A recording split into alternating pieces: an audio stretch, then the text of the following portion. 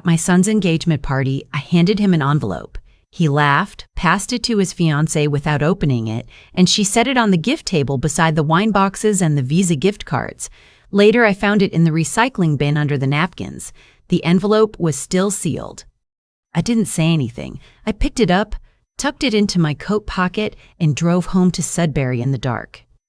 That night, I sat at my kitchen table with a cup of tea gone cold and the envelope in front of me. The radiator ticked. Outside, snow was coming down the way it does in February in northern Ontario, quiet and absolute, like it intends to stay. I'd driven 4 hours for that party. I'd worn the blue dress I bought for my retirement dinner. I'd brought butter tarts from the bakery on Larch Street because my son used to eat 3 of them in a row when he was 12 and call them the best things in the world. The butter tarts were also in the recycling bin, still in the box. His fiancée's name was Courtney. She worked in marketing in Toronto, wore her hair in a way that looked expensive, and had a laugh that filled a room and made you feel like you were supposed to be grateful to hear it. She'd shaken my hand when I arrived and said it was so lovely to finally meet me, and I'd believed her, the way you believe things you want to be true. My son's name is Ryan. He's 41. He has my father's jaw and his father's talent for silence at the exact moment when words would have helped. He didn't check the recycling bin. He didn't call to ask about the envelope. He called 3 weeks later to tell me the wedding date, and when I mentioned the party, he said, "Mom, you seemed fine." I told him I was. I've always been fine. It's one of my less useful qualities. The envelope held a letter and a key. The letter explained the key. I didn't tell him any of that on the phone. I want to tell you what I am, because it matters to understand what comes next. I'm 63 years old. I worked for 31 years as a union electrician out of local 830 in Sudbury, then another 8 years running my own electrical contracting company after my husband Gerald died and I realized I either had to build something or fall apart. I built something. Gerald always said I was better at wire than he was, and he wasn't wrong, and he wasn't bitter about it, which was one of the things I loved most about him. What I am not is what Courtney's family assumed I was. I found this out gradually in the way you find out most things, through small moments that seem unimportant until you hold them all together and the picture becomes clear. The first moment was at the engagement dinner 2 months before the party at a restaurant in Yorkville, where the wine list was longer than most menus I'd ever seen. Courtney's father, a man with the handshake of someone who'd practiced it, asked me what I did. I told him I ran an electrical contracting business in Sudbury. He nodded the way people nod when they're already thinking about the next thing they want to say. Her mother asked if that must be so hard without a partner to help run things. I told her I managed. She said, "Of course you do," and turned to refill her glass. Courtney said to Ryan, quietly but not quietly enough, "Sweetheart, maybe we should look at venues your mom could actually contribute to, something more modest." Ryan said, "She's right here, Court." Courtney said, "I know, I just meant practically." I kept eating my risotto. It was very good risotto. The second moment was when Ryan called in January to discuss the wedding. He asked carefully if I thought about my budget for the gift. I told him I had something in mind. He said, "Mom, it's okay if it's just something small. Courtney's family is handling most of the costs, and we don't want you to feel any pressure." I asked him who said I felt pressure. There was a pause, and he said, "Nobody. I just." And then he stopped. I told him the gift was already arranged. He said okay.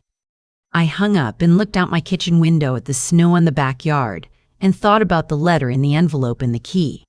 The key opened a safety deposit box at CIBC on Durham Street in Sudbury. I'd had that box since 1997. Nobody knew about it, which was a choice I'd made a long time ago for reasons I understood better every year. Inside the box was a folder labeled plainly, Whetstone Holdings. Whetstone Holdings was my company, not the electrical contracting business which Ryan knew about, the other one, the one I'd started in 2003 with the insurance money from Gerald's life policy, the one that nobody in my life had any reason to think about because I'd never mentioned it, and I'm not, as a rule, a person who mentions things. Whetstone Holdings owned 11 commercial properties across Sudbury and the Nickel Belt. Office buildings, a small strip mall on Notre Dame Avenue, 2 industrial units leased to mining supply companies, a medical building near Health Sciences North that I bought when it was a failing dental clinic, and nobody thought it would come to anything. The current portfolio was assessed at just over $14 million. The net rental income last year was $608,000. The letter I'd put in the envelope at Ryan's engagement party explained all of this. It also explained that I'd set aside $400,000 in trust for Ryan, held at RBC Wealth Management, intended as a wedding gift and start-of-life fund for whatever he and his new wife needed. Not a surprise inheritance, just a mother giving her son something real. He put it in the recycling bin. I took the letter out of the envelope and read it again at my kitchen table. Then I folded it back up, put it in my coat pocket, and went to bed. I slept fine. I've always slept fine. The wedding was in August at a vineyard property in Prince Edward County that Courtney's parents had rented for the weekend. It was genuinely beautiful. Limestone and old wooden vines that turned gold in the afternoon light. 200 guests, a tent the size of an airplane hangar, and a dinner that started at 7 and didn't end until midnight. I wore the same blue dress. Nobody noticed. I sat at a table near the back with Ryan's cousin Sheila and her husband and 2 of Gerald's old colleagues from the mine who'd driven down from Sudbury because they loved Ryan and wanted to see him happy. We drank Ontario Pinot Noir and ate beef tenderloin and watched Ryan dance with his new wife in a way that made my chest hurt with how glad I was for him under everything else. During the speeches, Courtney's father talked for 11 minutes about his daughter and the family she came from and what it meant to welcome Ryan into that family. He mentioned his own business 3 times and named 2 of his club memberships. He didn't mention me or Gerald. Ryan's best man gave a speech about road trips and hockey and the kind of friendship that doesn't need explaining. It was the best speech of the night. Ryan said a few words at the end. He thanked Courtney's family. He mentioned me once, and my mom, who drove down from Sudbury, and moved on. I watched his face while he said it. He didn't look at me. After dinner, Courtney found me near the bar. She was flushed with champagne and happiness and the specific radiance of a woman on her wedding day who knows she's the center of every room. She hugged me and said I looked wonderful. I thanked her. Then she said, with the warmth of someone giving a gift, "We're so glad you made it. I know the drive is a lot." I said it was no trouble. She said, "We were thinking after we're back from the honeymoon, it might be nice to set up a little monthly thing, just so Ryan can help out with expenses, if things get tight. He worries about you." I looked at her for a moment. She was still smiling. I said, "That's kind of you," and I walked back to my table. On the drive home the next morning, I stopped at a Tim Hortons outside of Belleville and sat with a large coffee and my phone and looked at my emails. My property manager, a man named Alan who'd worked with me for 9 years and had the organizational instincts of someone who should have been running a small country, had forwarded the latest rent roll. Everything was current. The medical building had just renewed its anchor lease for another 5 years. I called Alan from the parking lot. He picked up on the second ring. "How was the wedding?" "Beautiful," I said. "I need to talk to you about something." "The Durham Street office?" "No, something else." I paused. "I want to start a review of the portfolio, all of it. I'm thinking about making some changes." A pause. "What kind of changes?" "Significant ones. I'll explain when I'm back." I drove the rest of the way to Sudbury, listening to CBC radio and thinking about a piece of land I'd been watching for 2 years on the edge of Copper Cliff. 17 acres, former industrial, sitting in remediation. The city had been talking about affordable housing near the downtown core for as long as I could remember and never quite getting there. I'd been thinking about it differently lately. 6 weeks after the wedding, I called a woman named Renata Foss. Renata worked at the Ontario Securities Commission in Toronto and had handled 2 quiet investigations for clients that Alan had referred to her. She was in her 50s, said almost nothing unnecessary, and had the manner of someone who would find out exactly what they needed to find out and tell you plainly. I gave her Ryan's name and his firm. He worked in private equity in Toronto, mid-level, at a company called Stonebridge Capital Partners. I told her I wasn't looking for dirt. I told her I wanted to understand his professional situation clearly. I told her I had reason to believe things might not be exactly what they appeared. She called me 3 weeks later. "You were right to be cautious," she said. Ryan had been at Stonebridge for 6 years. His official compensation was $185,000 a year plus bonus. What Renata had found through public record filings and some careful cross-referencing was a pattern of undisclosed related party transactions. Ryan had been directing a portion of Stonebridge's deal flow toward a numbered company, 2847691 Ontario Limited, that held an interest in 2 real estate development projects. The numbered company listed a single director, Courtney's father. It wasn't necessarily criminal on its face. It might have been a compliance failure. It might have been something worse. But it was exactly the kind of thing the OSC looked at closely. And Renata told me quietly that they'd already received a complaint from a former Stonebridge analyst, and that a review had been opened 2 months ago. I sat with that for a long time. My son hadn't stolen from strangers, not exactly. He'd made choices that benefited his new in-laws at the expense of his employer's clients, and he'd apparently hidden those choices from his firm's compliance office. Whether that was criminal or merely a career-ending violation of fiduciary duty depended on details Renata was still working through. I thought about Ryan at 12, eating butter tarts and telling me they were the best things in the world. I thought about the phone call where he'd asked me carefully about my budget. I thought about Courtney's face when she told me Ryan worried about me. I called Renata back. "What does he need to get ahead of this?" I asked. "Independent legal counsel," she said. "Immediately. Someone who handles regulatory matters before the OSC contacts him directly." "Can you recommend someone?" She gave me a name, Patricia Osei-Bonsu, Bay Street, Regulatory and Compliance. She said to tell her Renata sent me. I called Patricia Osei-Bonsu the next morning from my kitchen table with my tea. She had the calm of someone who'd seen a great many things go badly and knew precisely what to do about it. I explained the situation without emotion, the way I'd learned to explain complicated problems on job sites when there was no time for anything but the facts. She said, "Does your son know you're calling me?" I said, "Not yet." She said, "Mrs. Hartley, he needs to know today." I said, "I understand. I need one thing from you first." "What's that?" "Tell me exactly what he's looking at. Don't soften it." She did. It was bad enough to take seriously, not bad enough to be unsalvageable if he got ahead of it and cooperated fully and disclosed everything. But the window was narrow, and Courtney's father was in a very different position. His exposure was more direct, and he did not have the option of presenting himself as someone who hadn't fully understood what he was doing. I thanked her and told her I'd have Ryan call her within 24 hours. Then I sat at my table for a while without moving.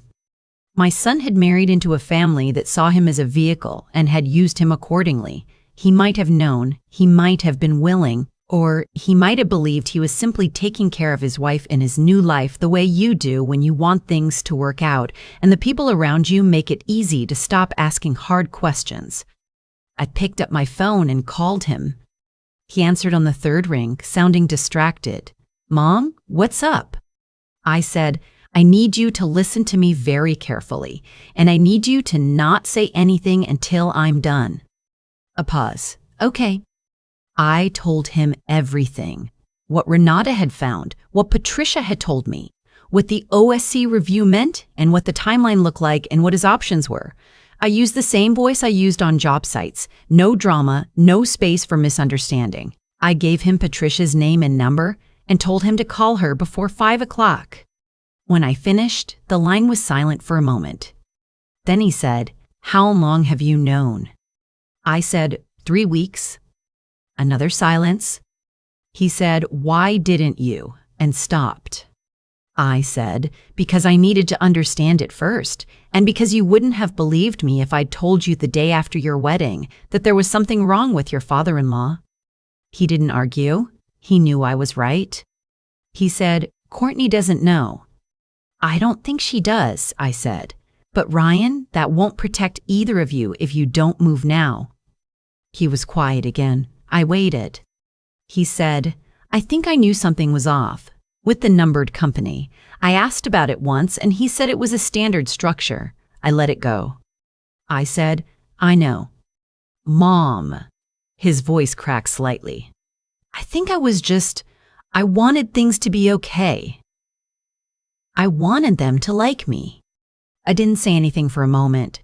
Outside the window, a cardinal landed on the bird feeder Gerald had built in 1998, and I'd refilled every winter since. I said, "Call Patricia at Osei Bonzu today." He called her. "I know because she sent me a brief message at 4047 that afternoon. Your son has retained our firm. Thank you for the referral." I forwarded the message to Alan and told him I was ready to talk about Copper Cliff. 3 months later, I drove down to Toronto for reasons I didn't announce in advance. I parked on a side street near Ryan and Courtney's building in Liberty Village and called Ryan from the car. He came down 10 minutes later without Courtney. He'd lost weight. He looked like someone who had been sleeping lightly for a long time. He got in the passenger seat and we sat there for a moment with the engine off. "How bad is it?" I asked. He said Patricia had negotiated a cooperation agreement. He was cooperating fully with the OSC investigation. His employment at Stonebridge was done. Courtney's father was in a substantially worse position. There was a parallel investigation with exposure to criminal fraud charges, and his lawyer was telling him to prepare for something significant. "And Courtney?" I asked. He stopped. She didn't know. I'm sure of that now. She's angry at her father. She's angry at me." He looked out the windshield. "She doesn't know whether to stay." I said, "Do you want her to?" He thought about that. "I don't know.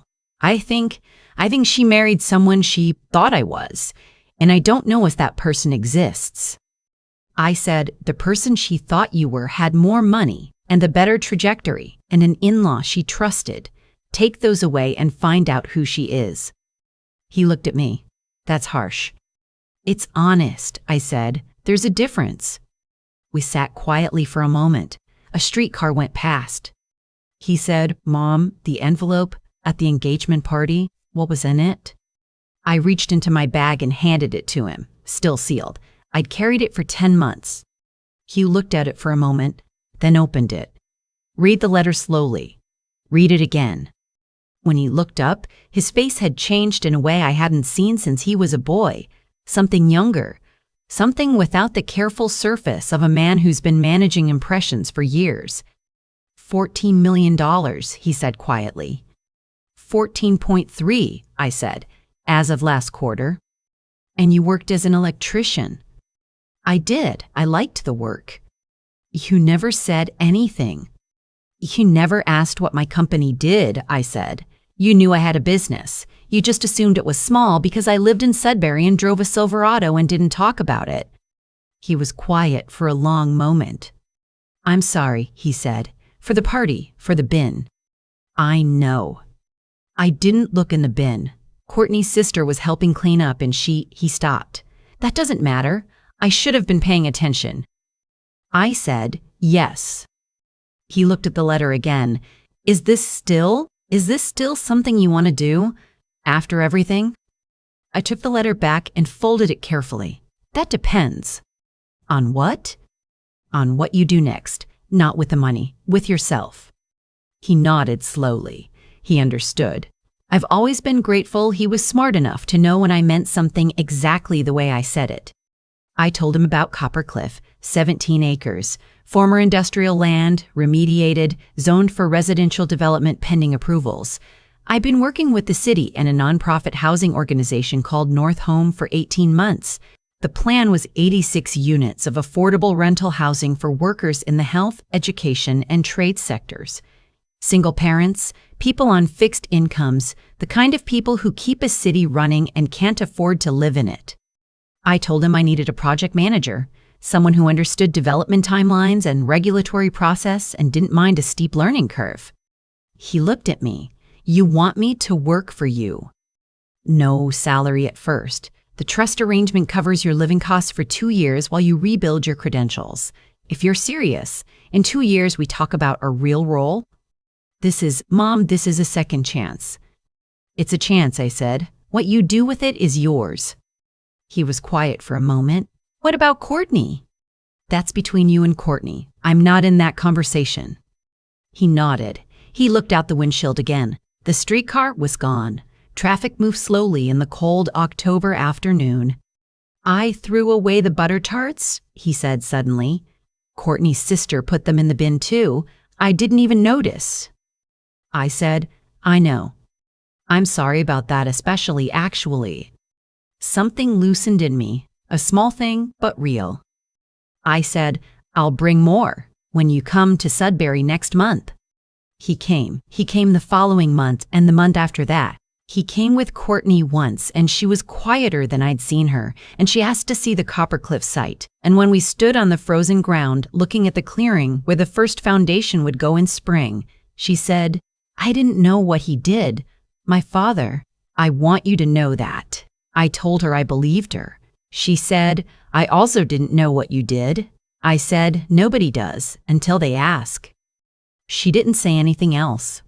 She stood there in her city coat looking at frozen northern Ontario scrubland, like she was trying to figure out what it required of her. I respected that.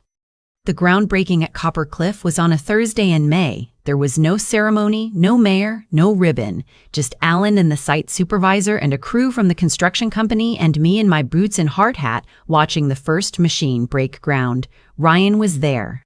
He was taking notes on a clipboard and asking the site supervisor questions I could tell were the right questions, the kind you ask when you've been learning on your own time and you're not pretending to know more than you do. A woman from North Home, the housing nonprofit, came out in the afternoon. Her name was Josefa Diallo. She was in her 40s, a former early childhood educator who'd moved into housing advocacy after spending 3 years on a waiting list for a unit in Sudbury. She'd been part of every planning meeting for this project from the start. She stood beside me and looked at the machinery moving earth. How long did this take you? She asked. From the idea to the groundbreaking. I thought about it. 2 years for the plan, 30 years for the money. She smiled. My daughter asked me last week why we don't just buy a house. She's 8. What did you tell her? I told her we're going to, soon. She paused. One of these units. I said, good. We watched the excavator work. The sky was the particular blue that happens in May in northern Ontario when you've been through enough winters to know what it means. Ryan came over after a while and stood on my other side. He didn't say anything. He'd learned that silence could be a form of attention rather than absence. That was new. I noticed it. We drove back to Sudbury together in the early evening, through the Shield, through the spruce and the outcrops and the light going amber across the lakes. He said, I've been thinking about the trust, the 400,000. I said, what about it? He said, I don't want to use it, not yet, maybe not for myself. He paused. I was thinking about the North Home wait list. There are families that have been waiting 3-4 years. I know it's not mine to decide, but I said, it is yours to decide. That's what a trust means. He was quiet for a moment. I want to do something that matters, he said. Not like he was making a speech, just like he was saying a true thing. I watched the road, the spruce trees blurred past in the low light. I said, you already are. That night I went back to my kitchen, made tea, and sat at the table where I'd sat for 30 years making decisions that nobody around me knew I was making. The safety deposit box held the same things it always had. The portfolio was the same. Nothing about my material life had changed. But I framed something new and hung it on the wall above the table. Not the envelope. I gave that back to Ryan, empty, something to keep. What I framed was a photograph Alan had taken on his phone at the groundbreaking. Me, standing on the frozen ground in my hard hat with the machinery behind me. I'm not smiling in the photo. I don't usually smile in photos. I'm just standing there, 63 years old, in boots that have been repaired twice because I don't replace things that still work. Gerald used to say that the best thing about me was that I knew what a thing was actually worth. He wasn't talking about money. He was talking about a quality of attention, the ability to look at something clearly and see what it is, not what you want it to be or what you're afraid it might be. I looked at my son for a long time before I let myself love the version of him that was true, not the one I'd invented from hope, not the one Courtney's family had manufactured from convenience, the real one, the one standing on a gravel site in May in borrowed boots, asking the right questions and writing down the answers. That's the one I gave the letter to. That's the one it was always for. I've been sitting with this story long enough now that I can see the shape of it clearly. Not the way you see things when you're inside them, but the way you see a landscape from a distance, after you've already walked through it. What happened between my son and me wasn't really about the envelope. It wasn't about the recycling bin or the butter tarts or the 11-minute speech that never mentioned my name. Those things were just the surface. What was underneath was a question Ryan had been avoiding for years. Who taught you what things are worth? I think about the choices he made at Stonebridge, the ones he almost talked himself into believing were fine because someone he trusted told him they were standard. That's what happens when a person stops asking hard questions. Not because they're dishonest by nature, but because they've drifted away from the part of themselves that knows the difference between what looks right and what actually is. Ryan had good instincts once. I watched him lose them slowly to the comfort of a life that asked nothing difficult of him. That's not Courtney's fault, and it's not her father's fault entirely either. A person has to choose every day to stay honest with themselves. Ryan stopped choosing that for a while. The consequences were his to carry. But here's what I also know. He came back. Not because I forced him to, and not because I offered him money. He came back because somewhere in him, the original version of himself was still there. The 12-year-old who ate 3 butter tarts and meant it when he said they were the best things in the world. A person who can find their way back to that kind of plainness after everything has something real in them. That's not nothing. That's the whole thing, actually. I think the hardest part of raising a child is accepting that you cannot give them your judgment. You can give them your time and your example, and, if you're lucky, a model of what it looks like to do honest work and make something from it. But the part where they look at a situation and ask themselves what's actually true, that has to come from inside them. You can't install it. You can only show them what it looks like when it's working. What I tried to show Ryan for 30 years was that a thing's value isn't in how it appears. It's in what it costs to build and what it makes possible. I spent those years wiring buildings and buying properties and refilling a bird feeder and making decisions that nobody around me knew I was making, not out of secrecy for its own sake, but because I wasn't building it for an audience. I was building it because the work was worth doing. The Coppercliff site will be finished next spring. 86 families. Teachers, nurses, people who fix things and care for people and keep the city moving in all the ways that don't get named at parties. Josepha Diallo and her daughter will be in Unit 14. Ryan will be standing on that gravel lot when the last unit is handed over, and he will have earned his place there. Not because I gave it to him, but because he showed up month after month and did the work without asking when the recognition was coming. That's what I wanted for him, underneath everything. Not the money, the knowledge that he could build something that mattered with his own hands from scratch. That's what the envelope was always for. He just had to be ready to open it.